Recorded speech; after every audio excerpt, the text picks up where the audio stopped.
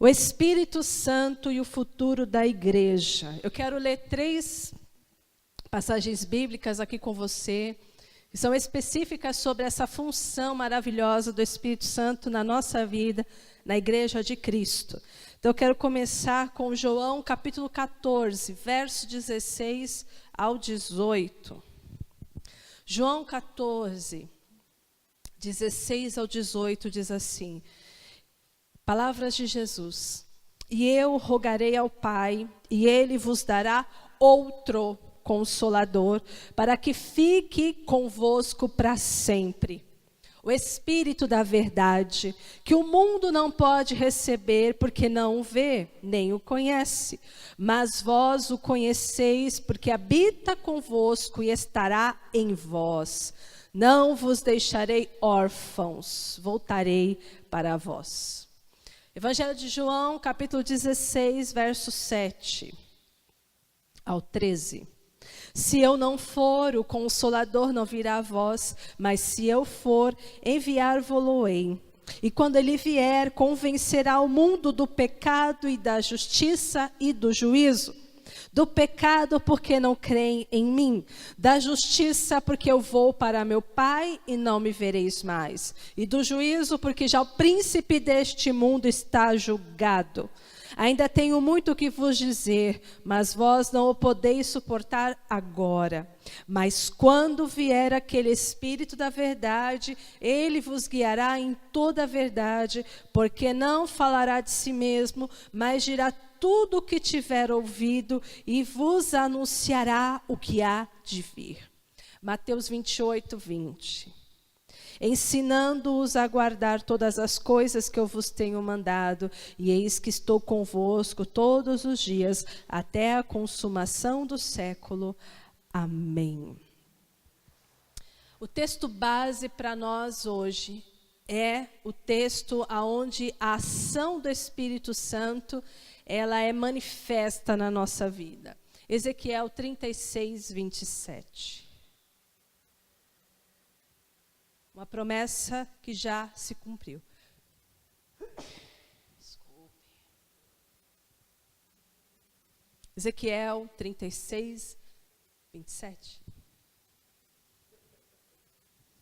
Diz assim: e porei dentro de vós o meu espírito, e farei que andeis nos meus estatutos, e guardeis os meus juízos e os observeis. Esse único versículo, para mim, ele é extremamente rico. É um versículo que fala do Espírito Santo sendo derramado sobre aquele que crê, mas ainda falando no Velho Testamento. Então, nós sabemos que no Velho Testamento havia uma dispensação diferente do que a gente vive hoje. Era uma época e propósitos diferentes. Naquela época, o Senhor levantava um profeta, um sacerdote ungido, ou apenas alguns. E ali o Espírito vinha sobre eles, e eles profetizavam, e eles realizavam milagres. Sim, no Antigo Testamento temos vários milagres que Deus já operava através dos profetas. Mas, quando o nosso Senhor Jesus vem, cumpre o propósito, e o Espírito Santo, o outro Consolador, ele desce sobre nós, no dia de Pentecostes, é o cumprimento dessa promessa de Ezequiel, onde o Senhor fala que colocaria dentro de nós o Espírito, e esse Espírito nos faria andar no caminho do Senhor. A gente conseguiria andar, a gente conseguiria obedecer, a gente conseguiria ser nova criatura, guardar os juízos, observar, praticar. Não apenas saber, mas praticar, por causa da presença do Espírito. Isso sendo falado pelo profeta no Antigo Testamento. Então ele dá aqui é a sombra de um ensino completo que acontece através de Jesus na nossa vida, na época da graça. O outro Consolador já veio, o Espírito Santo já veio, ele já está aqui entre nós. Então a igreja já reformada, A igreja, ela acredita que o Espírito Santo, ele faz uma obra maravilhosa dentro da gente. Já que nós estamos aprendendo sobre reforma protestante, e nós vimos as 5 solas, vimos as doutrinas principais aqui, a gente não pode deixar de falar sobre como a igreja reformada vê a ação sobrenatural. Como a igreja reformada vê a função, a missão do Espírito de Deus na nossa vida. Porque a reforma protestante, ela vem para nos estimular a pensar, não é? A buscar a verdade, a estudar, a conhecer a Bíblia. Mas às vezes, algumas pessoas podem achar isso levar para o extremo e apenas quererem alimentar o quê? A mente, não é? Sim, a reforma, ela veio para que a gente trouxesse luz para a mente, mas também para que a gente tivesse fogo no coração. Luz para a mente, fervor no coração. Então, temos entendimento, temos que conhecer, temos que trabalhar e abençoar o nosso trabalho, temos que nos esforçar, temos que nos desenvolver humanamente, temos que nos desenvolver nas ciências, temos que nos desenvolver nas artes, temos que nos desenvolver trazendo justiça social para o nosso tempo. Como John Wesley foi muito usado na época dele para ser um dos grandes abolicionistas na Inglaterra. Vamos acabar com a escravatura. Vamos acabar com as opressões de qualquer natureza. Sim, desenvolvimento humano, intelectual, mas acontece que a reforma protestante veio também para anunciar. E por isso ela é completa, ela tem bons pilares. Ela fala também sobre a ação sobrenatural, de algo que, por mais que você busque conhecimento, você não vai ser salvo pelo teu conhecimento, é pela ação do Espírito Santo em você. Jesus morreu por nós, nós cremos, então pela graça e pela fé no Senhor nós somos salvos, mas quem aplica a salvação em nós é o Espírito Santo operando na nossa vida. E a reforma protestante vai falar do Espírito Santo de uma maneira diferente, da forma como os romanistas viam a ação do Espírito Santo. Na verdade, os católicos acreditam no Espírito Santo? Acreditam. Mas a reforma, ela vai dar um aspecto, um entendimento maior da pessoa do Espírito Santo. Porque o Espírito Santo não é uma força estranha. Não é um poder, assim, ele é uma pessoa. Nós cremos na Trindade, Deus Pai, Deus Filho, Deus Espírito. Ele é Deus, ele é pessoa. Ele existe. Se peca sobre ele. E o pecado contra o Espírito não tem perdão.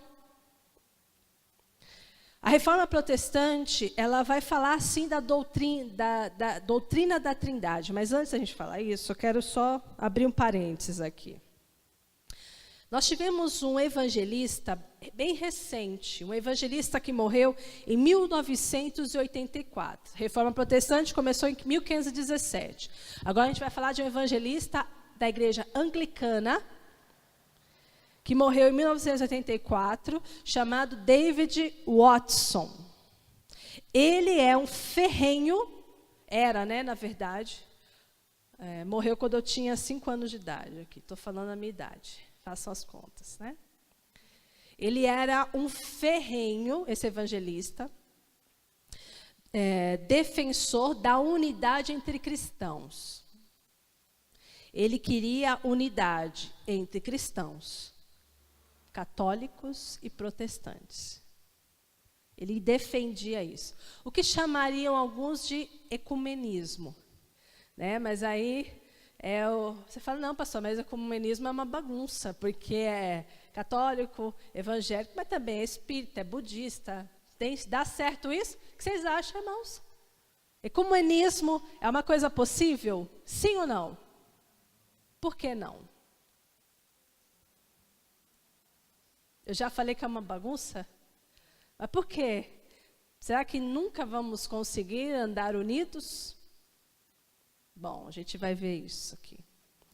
Mas o David Watson, ele acreditava que era possível haver unidade entre católicos e crentes. E, na verdade, por ele ser defensor disso, ele era também alguém que criticava de maneira ferrenha a reforma protestante. Ele dizia que a reforma protestante foi uma tragédia na história da igreja cristã. Escutem, ele é um evangelista anglicano. E ele está falando mal da reforma protestante. Falando que isso foi a maior tragédia que aconteceu. Isso, claro, gerou muita controvérsia, né, na época dele aqui. As pessoas começaram a confrontá-lo nas suas alegações, e ele se defendia da seguinte forma. Ele falava assim, que a reforma protestante trouxe inúmeros benefícios, né, nos aspectos, como a gente viu, para as pessoas, para a sociedade, mas ele fala que para a igreja não. A igreja ficou dividida.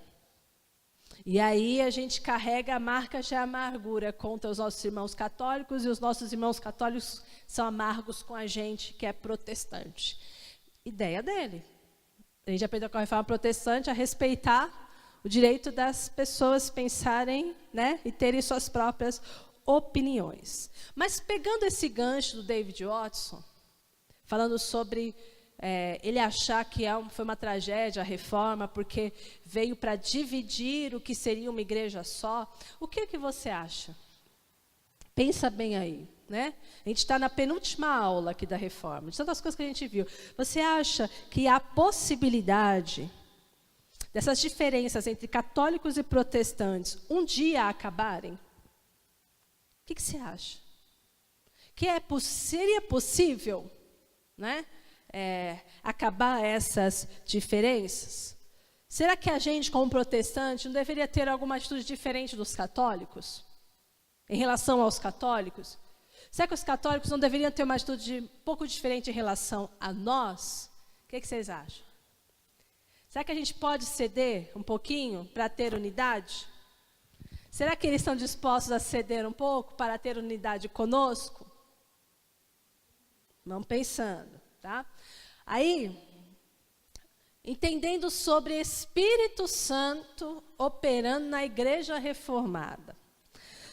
A gente só pode falar do Espírito Santo entendendo a doutrina da Trindade.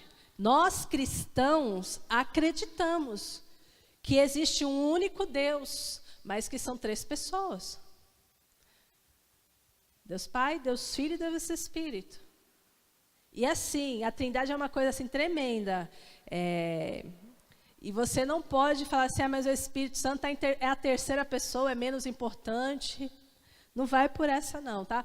É só uma maneira da gente dar destaque. Mas todos eles, quando fizeram o universo, quando fizeram o homem, fizeram juntos. Façamos, ó, o verbo no plural, tá? 3 pessoas aqui, ó. Façamos o homem à nossa imagem, conforme nossa semelhança.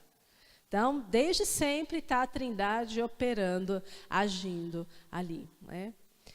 Para a gente entender assim, um pouco sobre isso, de uma maneira bastante simplória, eu vi uma aula para ensinar isso para as crianças sobre Trindade. Né? Mas como assim Deus Pai, Deus Filho e Deus Espírito Santo? E ali havia uma instrução da gente levar um ovinho cozido para a sala. Então, está ali, o ovo é formado por casca, por clara e gema. É um ovo, né? Mas formado por 3 substâncias, né? Deus formado por 3 pessoas. Então, nós cristãos acreditamos nisso. O Espírito Santo é Deus também, como Jesus, como Pai. Em outras religiões aí, não se acredita nisso. Mas nós cristãos, tanto católicos quanto protestantes, acreditamos sim na Trindade. Mas qual é a diferença, então? entre os reformados e os romanistas. Então, vamos entender aqui, ó. A doutrina da Trindade tanto distingue o cristianismo das demais religiões, quanto une os cristãos em todo o mundo. Então, católico e protestante acredita na Trindade, né? Tem o mesmo entendimento em relação à manifestação de Deus Pai, Deus Filho no mundo. Ambos compreendem que é o Espírito Santo que dá vida à igreja. Entretanto, a divergência entre dois segmentos de como isso acontece. A divergência é, os católicos acreditam que o Espírito Santo faz uma coisa e os reformados acreditam que o Espírito Santo faz outra coisa. Então, só para a gente compreender aqui, ó. Os protestantes entendem que a obra que o Espírito Santo faz, ela acontece aonde? Conforme que as dicas, irmãos, ó. Conforme que a gente já leu aqui, de João, de Mateus, Ezequiel. Os reformadores, os protestantes, acreditam que a obra do Espírito Santo é feita aonde? O Consolador veio para quê, gente? Hã? Jesus veio para salvar, o Espírito Santo veio para consolar. Então, e o que mais que ele veio para fazer? Veio fazer? Santificar a igreja, purificar, ensinar, dirigir, convencer do pecado, da justiça, do juízo, muito bem. E essas obras todas são feitas aonde? Coração interior, né? No nosso homem ou mulher interior. Os romanistas acreditam que a ação do Espírito Santo, ela é feita de uma maneira externa. Porque parece que a obra no interior, para eles, é uma coisa abstrata. Então, uma coisa concreta, objetiva, é só uma obra externa para os católicos. De acordo com eles, então, já que a obra que o Espírito Santo faz é externa, para os católicos, a forma de você ver isso é quando uma pessoa é batizada corretamente. Se ela é batizada, ainda criança, corretamente, o que eles acreditam? Que o dom do Espírito Santo vem sobre ela está nascendo de novo naquela hora, até mesmo independente da opinião da pessoa a respeito disso. Então, a criança, por exemplo, que é batizada pelos seus pais e pelos seus padrinhos, ela não tem opinião formada sobre aquilo e ela não teve direito de escolher, né? Então, independente se ela quer ou não, você já foi batizado corretamente, você é batizado na igreja, você é de Deus, acabou. De repente, já fala, mas eu não quero ser. A obra que a gente acredita que o Espírito Santo faz, de aplicar a salvação em nós, ela é interna e não está ligada a nenhum ritual que a gente faz externamente, ou nesse caso aqui, que alguém fez por nós. Então, eu sou criança ainda, eu não sabia falar quando eu fui batizada na igreja católica. Alguém fez a profissão por mim. Meus padrinhos fizeram por mim, porque eu mesma, nem que eu quisesse, eu não sabia fazer. Né? Então, para os católicos, sem obras, é impossível, não há evidência da presença do Espírito na vida da pessoa. Sem obras, não há evidência de fé, porque para eles, o Espírito Santo e a fé, ela é totalmente marcada pelas coisas externas que ela faz. Pelas exterioridades, pelos rituais, pelos sacramentos, que a gente vai ver aqui. Só que Lutero, por exemplo, ele insistentemente afirmava que o cristão, ele é justificado, ele recebe o dom do Espírito, né, por fé.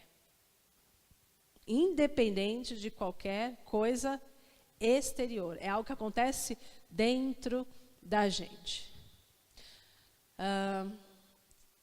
Então, isso aqui nós já falamos. Vamos para frente. Para os católicos, sem as obras sacramentais, não há evidência de fé. Então, eles requerem alguns que sejam guardados, alguns rituais aqui, para atestar que o Espírito Santo está na vida daquela pessoa. Então, tem que ter atos externos disso. Então, o primeiro ato que é aqui requerido, ou o primeiro sacramento, batismo. Isso aqui, o batismo representa o primeiro dos 7 sacramentos. Como se ouve essa palavra sacramento, são rituais ou ordenanças, costumes deles, que estão totalmente direcionados, ligados à salvação. Então, batismo para ser salvo. Casamento rompido, faz você, se foi rompido o casamento, porque para eles casamento está no âmbito de sacramento. Rompeu o casamento, se divorciou, vai para o inferno. Todos os sacramentos, para eles estão ligados a ganhar salvação ou perder, tá, gente? Então, tem 7 sacramentos aqui que eles cobram para que determine que se você tem o Espírito Santo ou não. Então, o batismo é o primeiro deles, é considerado um rito de passagem. Ao receber essa tal bênção, a criança iniciou a fé, iniciou a vida cristã, se tornou um filho de Deus, deixou de ser pagão para se tornar um filho de Deus, um discípulo de Cristo, membro da igreja, já vai entrar no rol, tá? De membro, o membro da igreja, e aqui já está abrindo caminho para a salvação. Primeiro sacramento, tem que ser batizado. Segundo rito, crisma. Quem fez crisma? Levante a mão. Lembra disso? A crisma é a confirmação, o sacramento que completa o batismo por aspersão. E pelo qual, na crisma, por que tínhamos que fazer um cursinho para a crisma, lembra? Você ficava aquele período ali indo lá, não sei se era todo sábado à tarde, sei lá. Você ia lá, tinha todo aquele período para o dia da crisma, aonde você receberia o dom do Espírito Santo. Quem se decide livremente por uma vida como filho de Deus e pede ao Paráclito, ao Consolador, sob o sinal da imposição das mãos, da unção do óleo do crisma, obtém força para testemunhar o amor e o poder do Senhor com palavras e atos. Essa pessoa agora é membro legítimo e responsável da Igreja Católica. De onde eu tirei essas informações? Estou passando para vocês aqui, preciso citar a fonte, tá? Então, eu entrei no site do Canção Nova e fui pegando ali. Então, é o que eles, atualmente, tá? Você fala assim, não, mas... Não, atualmente, eles ensinam isso. Então, por exemplo, para nós, sermos batizados com o Espírito Santo, fomos batizados nas águas, precisamos do batismo no Espírito para se cumprir o que Jesus falou, para a gente receber poder para testemunhar. Até os confins da terra. É uma capacitação do Espírito Santo. Para eles, quando eles colocarem esse óleo do crisma sobre você, você está recebendo esse tal poder. Certo? Deu para entender isso? Então, eles requerem que se passe por esse rito. Outro. Eucaristia. Sacramento central da igreja, consoante o qual, através das palavras pronunciadas pelo padre, pão e vinho se transubstanciam, respectivamente, no corpo e no sangue de Cristo. Isso. Nossa ceia, chamada para a Eucaristia, só que eles acreditam em algo como transubstanciação.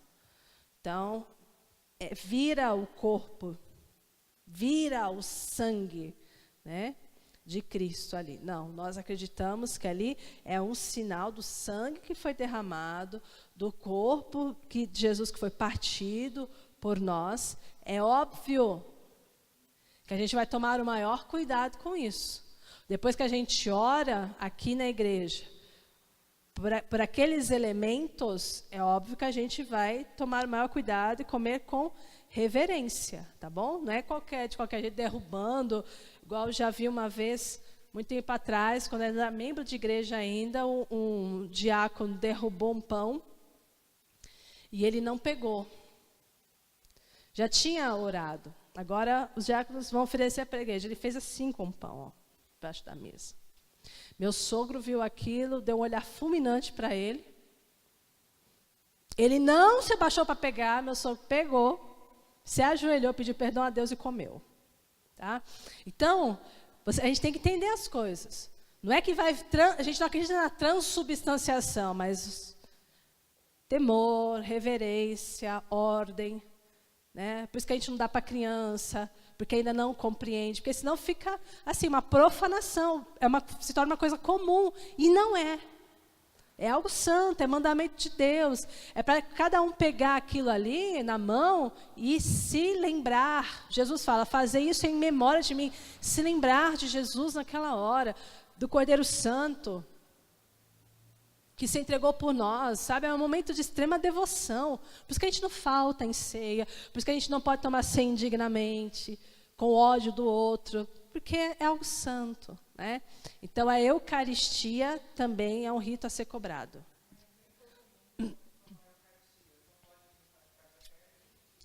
Isso, exato, não pode tomar.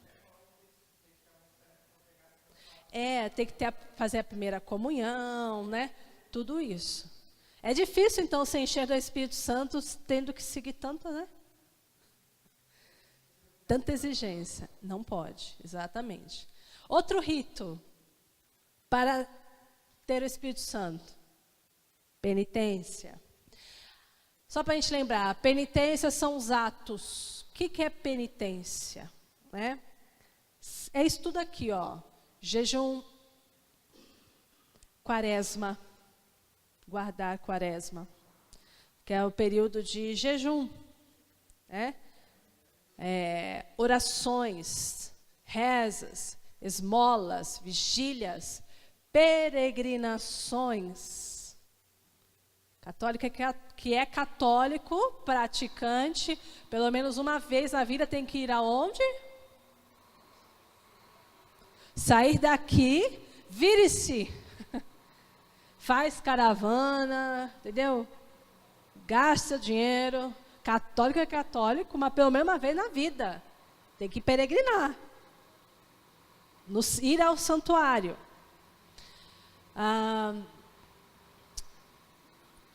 As penitências, segundo alguns tipos de religião, oferecem a Deus como provas de que eles estão arrependidos dos seus pecados.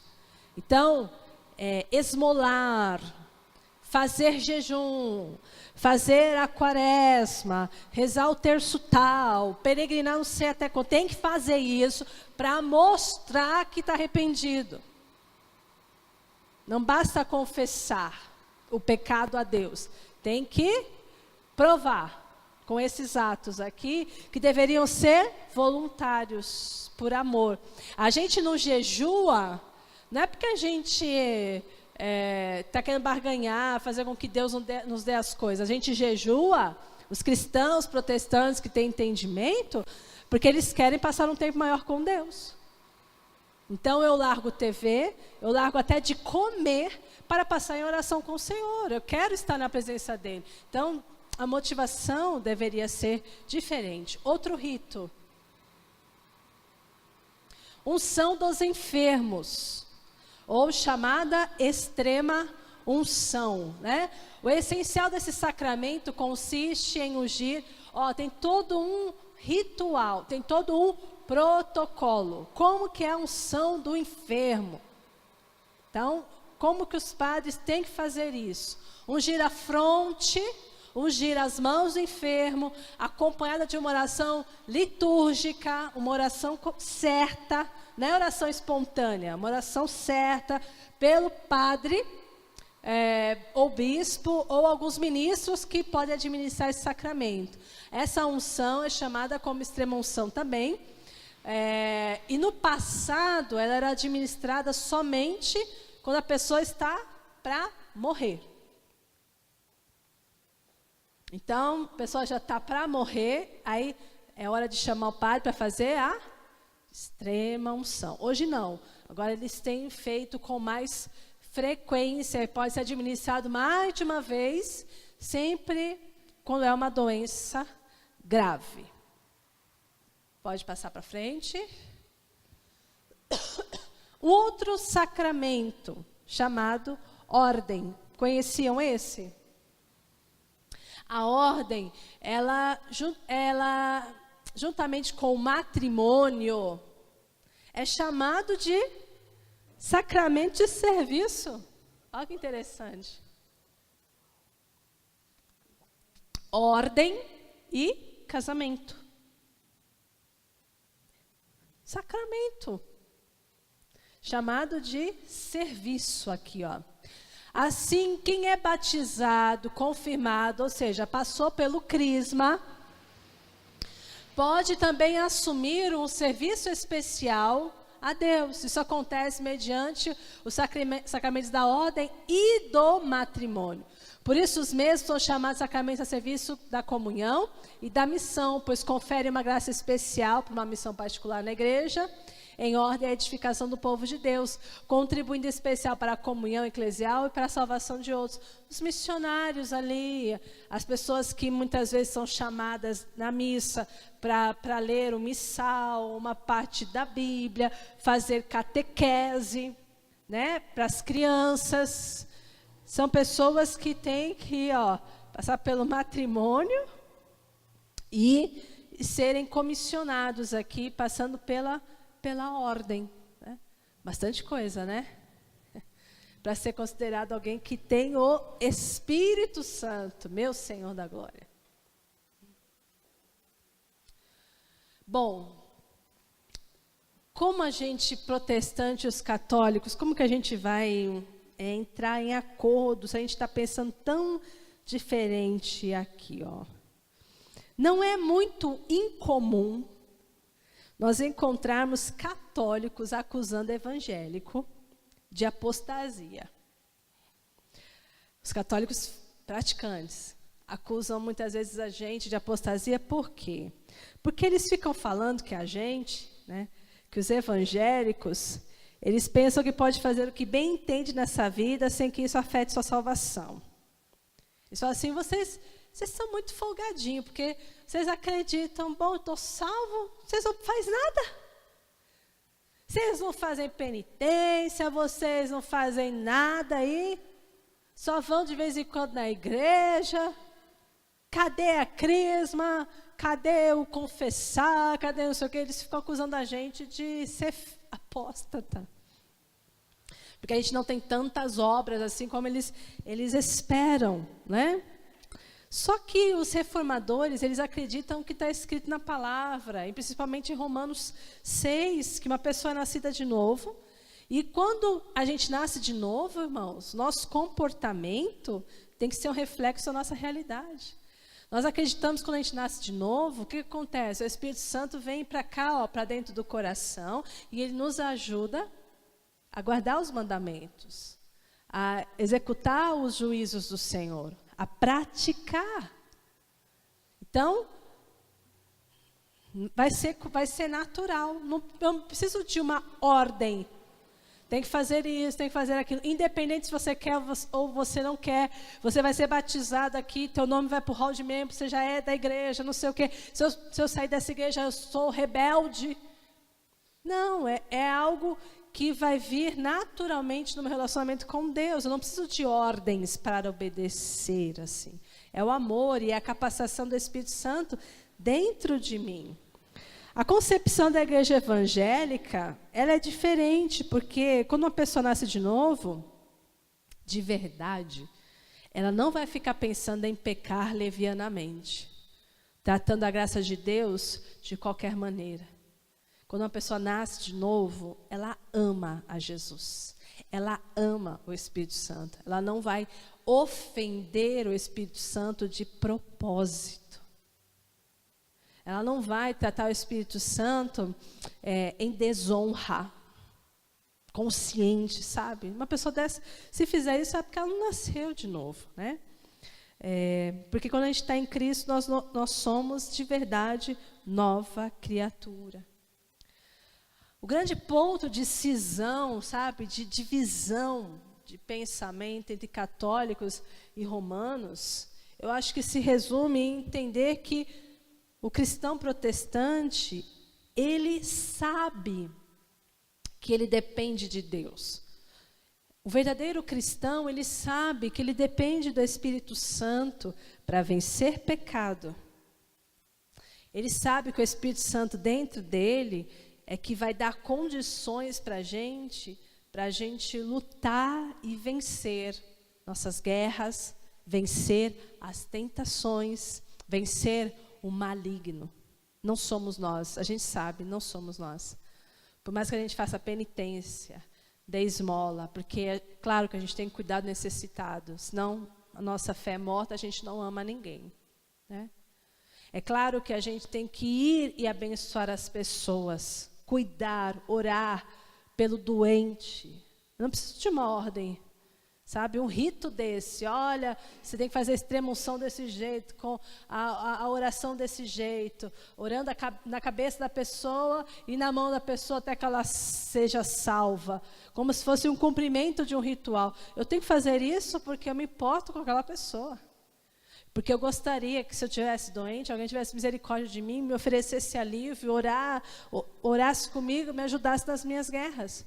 É mais do que ter um rito para ter que cumprir. É algo que tem que fluir de dentro, ó, e não ficar aqui só no campo da exterioridade.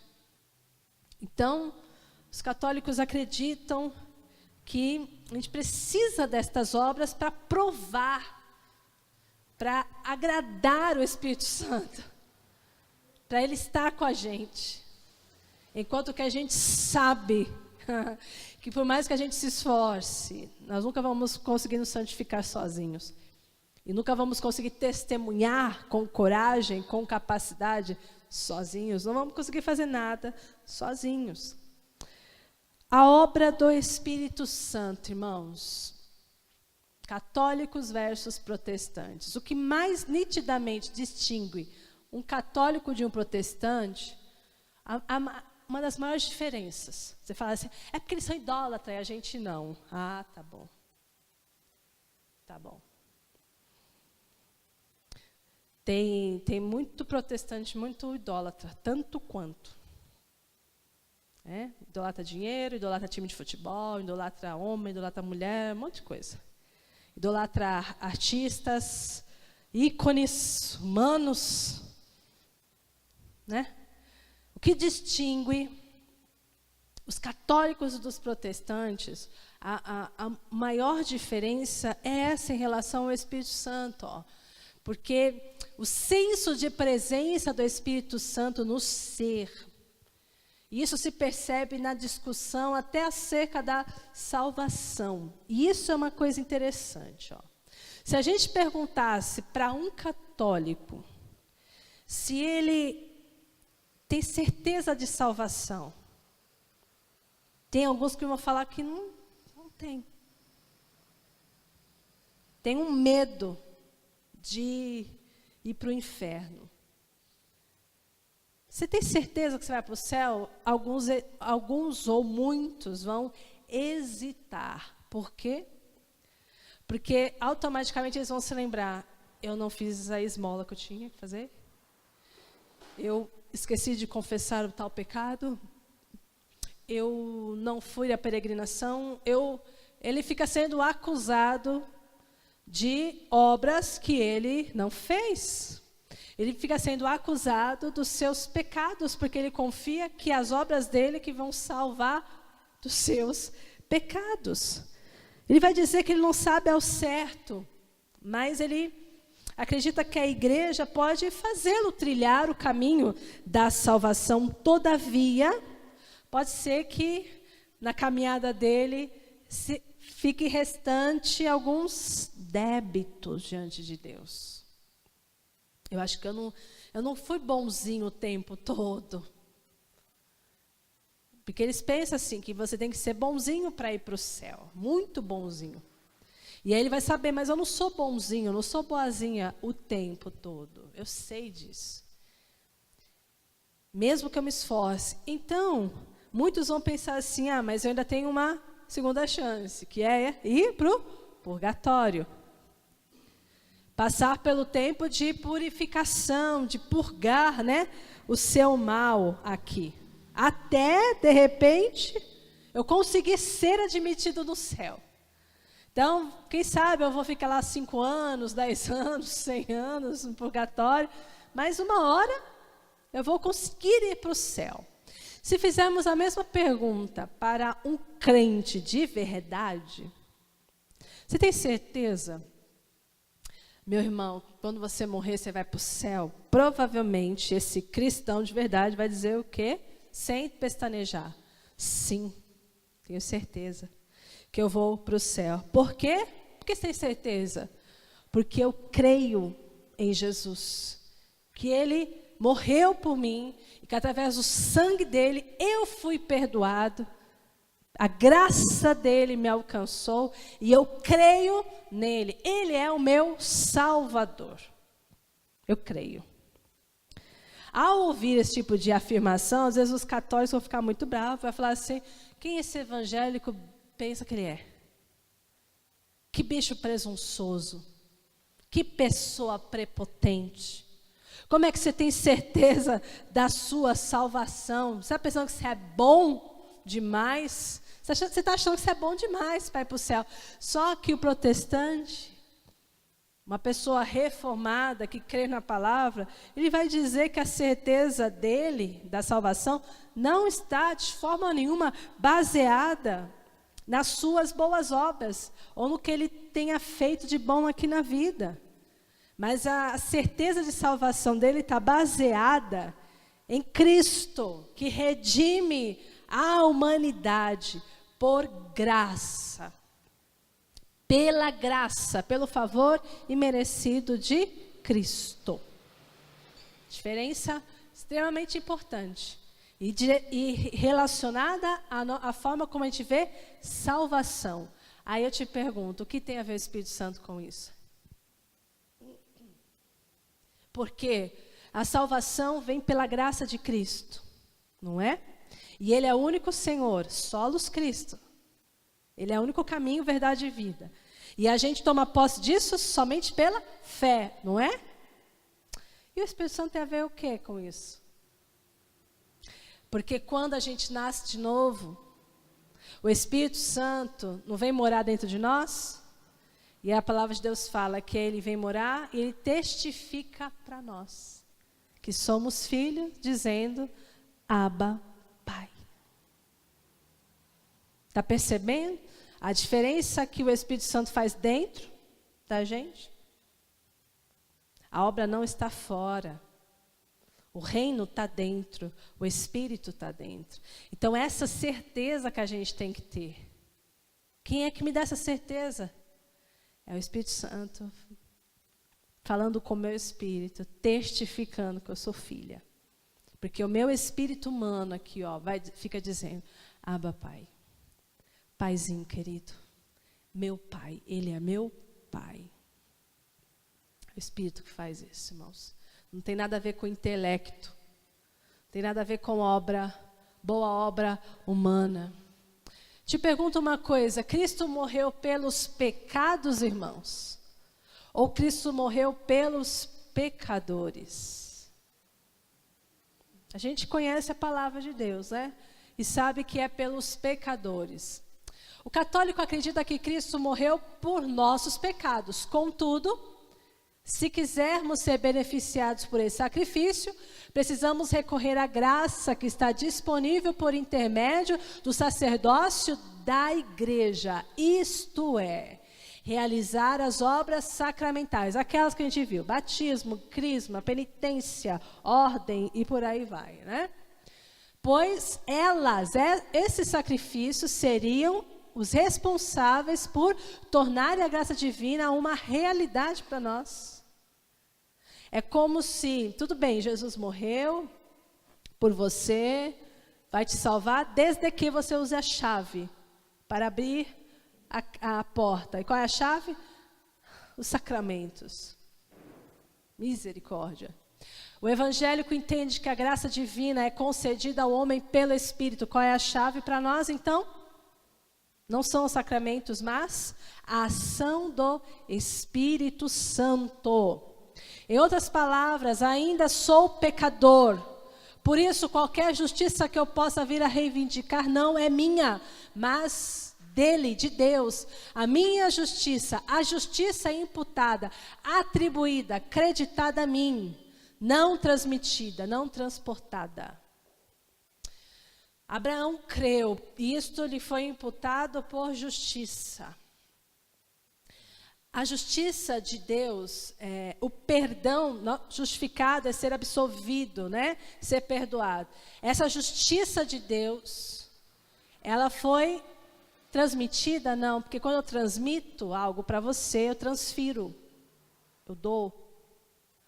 Então, se eu dou a justiça, então você tem justiça.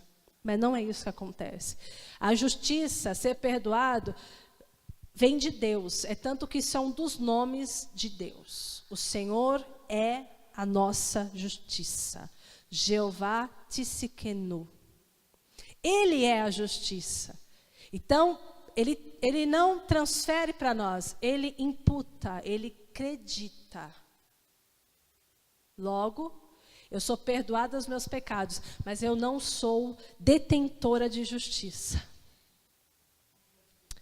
Eu não posso transmitir justiça. Você está entendendo isso, irmão? Você está entendendo a profundidade dessa situação? Mesmo que eu queira.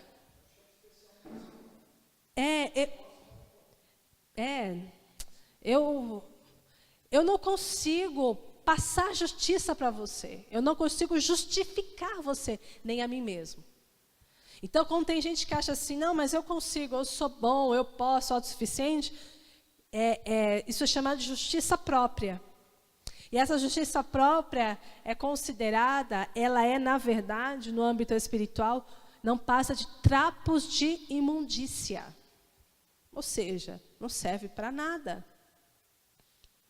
Então, nós somos justificados porque a justiça de Deus nos foi creditada, imputada. Mas eu dependo da justiça dele. Só ele que é justiça. Só ele que me dá justiça quando eu preciso. Mas eu não consigo. Eu não sou doadora disso. Como eu não sou doadora de graça. Eu não sou doadora de fé. Eu não sou. Ele é a minha fonte. É tanto que se eu sair dele, eu logo morro. Porque eu não consigo armazenar isso para mim. Eu não consigo transmitir isso para mim se ele não me der primeiro. Glória a Deus. Justificação e santificação. Outro ponto de diferença aqui é da maneira como os católicos veem a justificação e a santificação, que são coisas que são operadas em nós pelo Espírito Santo. Os protestantes acreditam que foram justificados, ou seja, perdoados, aceitos diante de Deus, de uma vez por todas. E isso aconteceu por meio da morte de Cristo na cruz. E a gente entende que o crescimento na vida cristã é um processo de santificação, que acompanhará o salvo enquanto ele viver. Nós somos justificados por Deus, salvos, perdoados, aceitos. Nós fomos de uma vez por todas. Eu não preciso fazer coisa para ir sendo salvo, ou ser menos salvo, não. Mas o processo de santificação é diferente. Aí sim, ele é paulatino. É um processo que vai dia após dia. Eu posso ser menos santa ou mais santa, sim. Menos salva ou mais salva, não. Tá? Então, há uma grande diferença nisso aqui. Os católicos entendem que justificação e santificação são faces da mesma moeda. É a mesma coisa. Ou seja, uma pessoa é justificada na mesma medida em que é santificada. Santificação, inclusive, poderia medir o nível de justificação. Aí entra realmente o se apoiar nas suas boas obras ou más obras. Eu vou ser salvo porque eu fui boazinha, ou eu estou menos salva porque eu fui mazinha. E não, você foi justificado de uma vez por todas. Agora você vai ser chamado pelo Espírito Santo, ele vai te capacitar para você andar em santidade. Mas salvo você já foi. A gente não pode, senão a gente atribuiria a salvação a nossos méritos ou nossos deméritos. Ou seja, o cristão, ele pode sim ser mais ou menos santificado. Tem uns cristãos, aí irmãos, vamos ter que voltar para um assunto talvez polêmico, mas por isso que na igreja tem 4 tipos de cristão, ou 4 tipos de crente, ou 4 tipos de protestante, evangélico, como você quiser chamar. Ele crê em Cristo. Ele professou sua fé nele. Só que ele pode ser fraco, ele pode ser menino, ele pode ser carnal, e ele pode ser forte. Salvo. Mas tem essas 4 variantes. Que maravilha. Não era bom que fosse todo mundo forte? A gente queria que todo mundo fosse forte. Não é? Todo mundo maduro, não é? Todo mundo obediente. Mas não. É cristão, mas pode ser fraco, menino, carnal ou forte. Então, significa o quê? Que o cristão, ele pode ser, sim, mais ou menos santificado. Pode estar fraco. Mas deixa o fraco andar com o forte, uma hora ele vai se tornar forte. Você crê nisso? Eu creio. É por isso que a gente trabalha. Uma hora evolui. Deixa o menino andar um pouco com o forte. Meu Deus, uma hora ele vai amadurecer. Né? Por isso que a gente não desiste. Por isso que a gente continua orando, por isso que a gente continua perdoando, porque a gente não mata o ser humano. Deixa ele aqui, deixa aqui. O carnal, uma hora andando com forte, ele vai se constranger da sua vontade mundana e vai falar, não, eu quero ser mais espiritual. Então nós podemos ser, o cristão pode ser mais ou menos santificado, mas nunca, irmãos, menos salvo. Menos salvo não.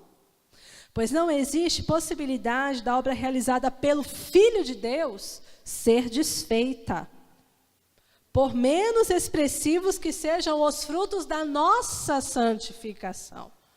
Então, se eu não estou sendo muito santa, isso não desfaz a obra de justificação do meu Jesus. Seja todo homem mentiroso, mas Deus é verdadeiro. Todo homem pode ser infiel, contudo, Deus permanece sempre fiel. Vamos separar o que é humano, o que é obra humana e o que é obra de Deus. Já que a gente está pensando tão diferentes, principalmente sobre a questão do Espírito Santo, será, irmãos, que o ecumenismo cristão, vamos dizer assim, é possível? Será que católico protestante pode algum dia voltar a ser uma só igreja? Pautada pelas mesmas regras, mesmas doutrinas? Será? Vamos dar uma olhadinha aqui, ó. Em que trilhos seguem ambos os segmentos? Será que a gente está indo para o mesmo lugar?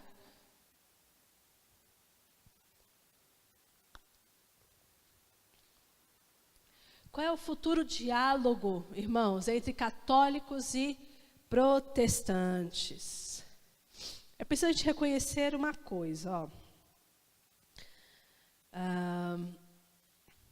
Desde o Concílio do Vaticano, que foi feito em 1961, um concílio que durou 4 anos, 1961 até 1965, recente, último, né?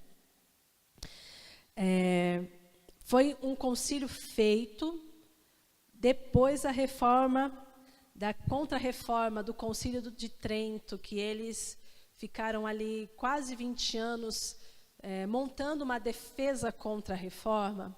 Em 1961, eles fizeram outro concílio. E os católicos fizeram uma sincera tentativa de mudar a atmosfera de desconfiança e ódio mútuo. Como se fosse uma tentativa de se reunir, católicos e protestantes. Hoje, após esse concílio, os católicos, eles não estão mais tão unidos em torno do Papa. Como há 50 anos atrás. As críticas à hierarquia, particularmente entre os leigos, são muito mais comuns. Então, hoje em dia, não se aceita mais tudo o que o Papa vai falar. Você está olhando o Papa de agora, o Francisco, vai falar Bento, né? O Francisco, ele tem uma certa popularidade, não é? Mas ele tem um discurso bem mais liberal do que o Bento XVI. Não é? Você vê que o Bento ele não era muito popular, ele era bem, vamos dizer assim, severo, assertivo. Aí vem um outro, aí ele declina do cargo. Onde está ele? Nem sabemos o que aconteceu com ele. Não pode aparecer nunca mais. Aí vem esse agora, ele tem um discurso mais flexível em relação aos dogmas da própria igreja, em relação ao divórcio, em relação a homossexuais, em relação à pílula anticoncepcional, em relação a um monte de coisa. Então, a popularidade dele também cresceu. E os leigos, os fiéis de hoje, eles não aceitam mais tudo que é falado, assim, aquela confiança cega, né? Houve todo um levante mundial sobre realmente se punir crimes de pedofilia e todas aquelas coisas. Então, está havendo uma mudança na Igreja Católica, ela está diferente, né? Reformados tradicionais, como a Igreja Anglicana, a Igreja Luterana, a Igreja Presbiteriana, igrejas reformadas, chamadas históricas, elas também são diferentes de nós, por exemplo, pentecostais, neopentecostais. Então, a gente também, às vezes, não está falando uma mesma língua. Às vezes, a gente, por ser nós, neopentecostais, às vezes tortamos a boca, entendeu? Às vezes, com o que a igreja histórica fala acerca de nós. E a gente também, com relação a eles. A gente, às vezes, nós achamos eles muito conservadores, tradicionais, não dão liberdade ao Espírito Santo, como que podem não crer no Pentecostes? Como que podem não falar em língua estranha? Eles resistem à obra do Espírito Santo, resistem às profecias. E eles vão falar assim, meu Deus, como eles são meninos. Pode falar isso da gente. Como eles são emocionais. Eles só estão querendo fogo no culto, eles só estão querendo movimento. E isso não é verdade. Não é verdade que todos eles são tradicionais, legalistas e frios. E não é verdade também que todos os pentecostais são assim, loucos, emocionais, que têm uma fé imatura, que só estão buscando o sobrenatural em detrimento da palavra. Também não é verdade. Então, a gente tem nossas diferenças dentro da própria reforma. Então, os cristãos, as igrejas cristãs, como vamos ter ecumenismo entre os conservadores, tradicionais, pentecostais, neopentecostais e católicos? Como? Você fala assim, alguém vai ter que ceder? Como é que a gente vai unir tudo isso aí? Desafio, irmãos. Desafio de respeitar o outro na sua fé, na medida de fé que o outro tem, naquilo que o outro ali está acreditando que não é contrário à palavra de Deus. Porque tem coisas que a gente não deve implicar se não é pecado, gente, pelo amor de Deus. Se não é pecado, se não é uma heresia, se não é uma coisa que está contradizendo a palavra, vamos parar de brigar por besteira. Que absurdo a irmã ter que ficar andando com essa saia, ridículo. Que coisa ridícula. Pelo amor de Deus, se ela quer andar assim, deixa ela. Deixa ela. Mas não se depila, que absurdo. Se o marido dela gosta, cale-se. Você tem a ver com isso? Ah, mas nessa igreja o povo não bate palma. Isso é pecado? E por que a gente se incomoda? Ah, mas aqui só canta aqueles hinos de 1.500, 1.600, 1.700, com aqueles livrinhos. Ai, meu Deus, eu não aguento isso. É pecado isso? Não. Eles estão se sentindo bem daquele jeito? O que importa? Ou quanto fiscal de adoração, né? Alheia. E eles deveriam deixar a gente também. A gente gosta de pular, a gente gosta de bater palma. Qual que é o problema? Deixa nós. Às vezes eles acham que a nossa igreja é barulhenta demais. Deixa a gente é meio assim. Intenso. Tem dia que a gente gosta de gritar, tem dia que a gente gosta de chorar, tem dia que a gente gosta de tremer. Deixa nós. É pecado? Está contradizendo a palavra? Cultuar dessa forma? Então, às vezes a gente está implicando com o nosso irmão. Meu Deus, por nada, gente. Por nada. O desafio das próximas eras.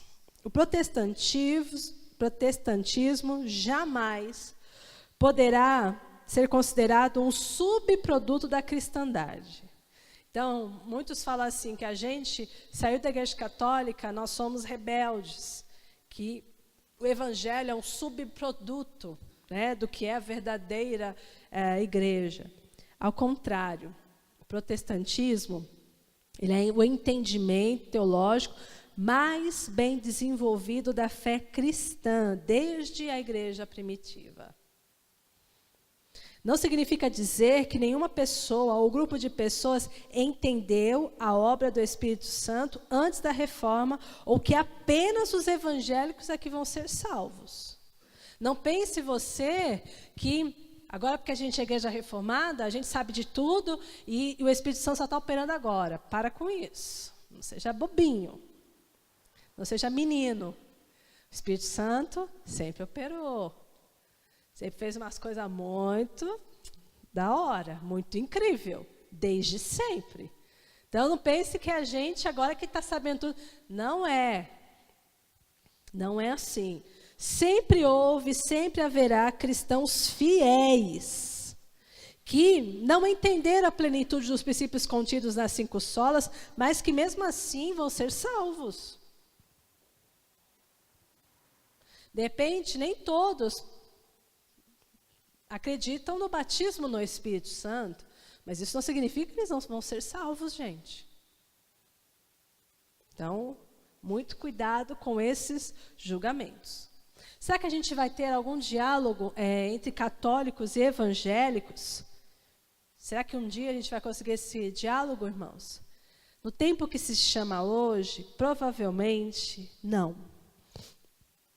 A gente não vai conseguir uma unificação de fé, de mesmas doutrinas, porque a gente está diante de 2 instituições completamente diferentes umas das outras, embora alguns pontos sejam em comum, elas são completamente diferentes. Então, por que isso é muito difícil, esse ecumenismo cristão? Primeiro, para a Igreja Católica Romana se tornar a Igreja Evangélica, por exemplo, como que seria isso daqui? Olha só para você pensar aqui.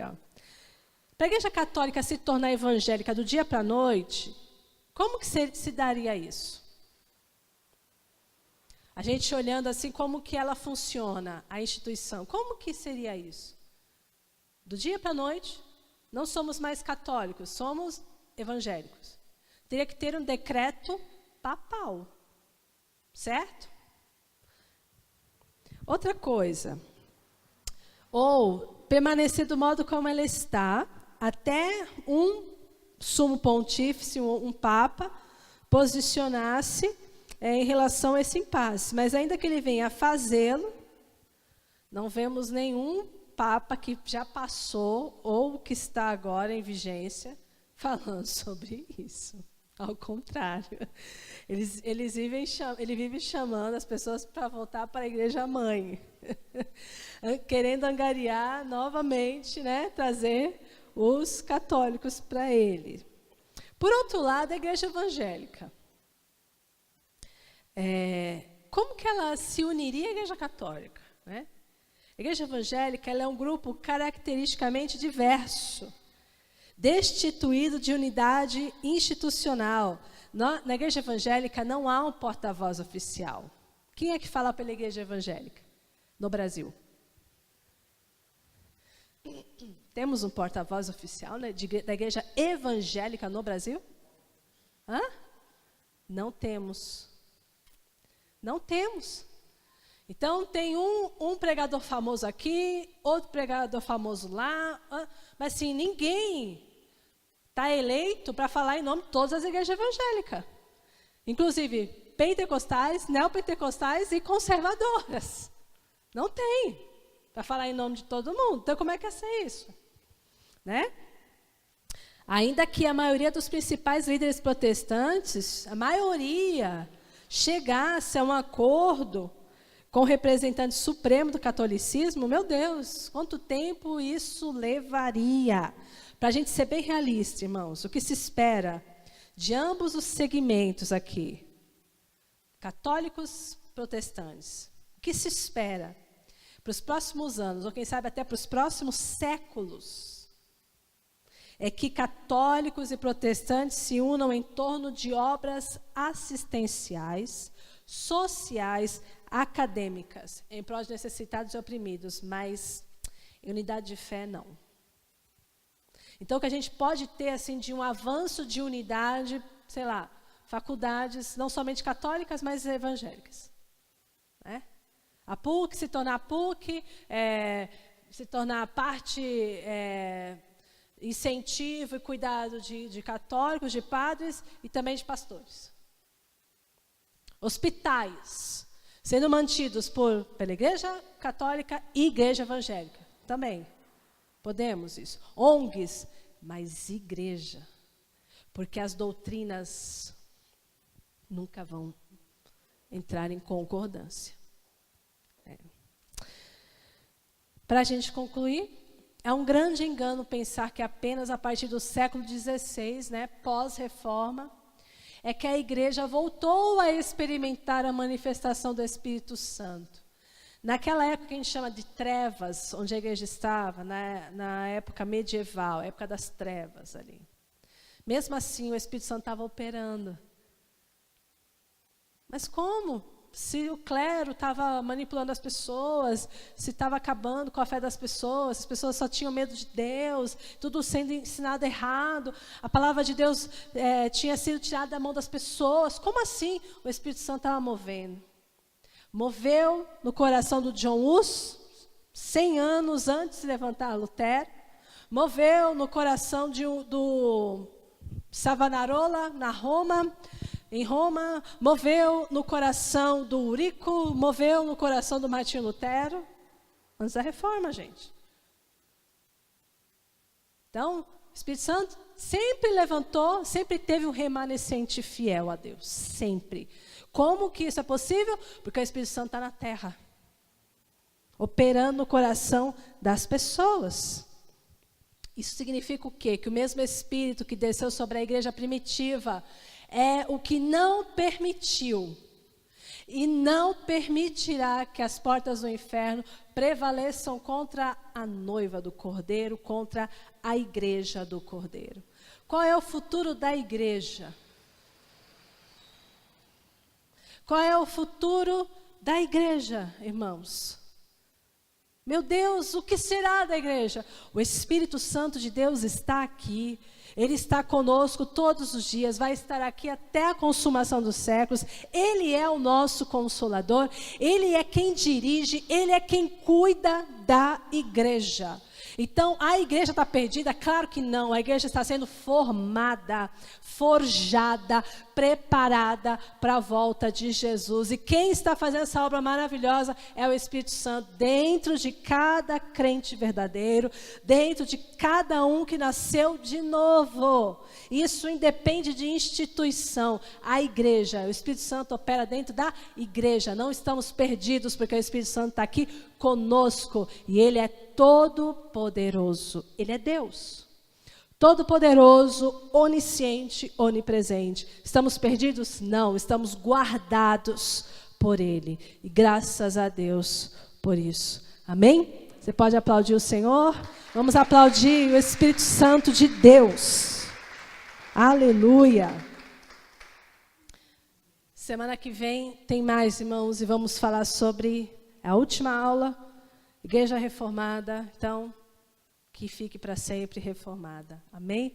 É muito legal. Vou trazer aqui assuntos de pessoas, de movimentos que se espalharam pela terra, para você saber, até chegar século 21 aqui. Né? Os movimentos dos Quakers, o movimento dos Morávios, o movimento do pentecostalismo, de tantas coisas maravilhosas. Então, espero ver você terça-feira que vem, em nome de Jesus.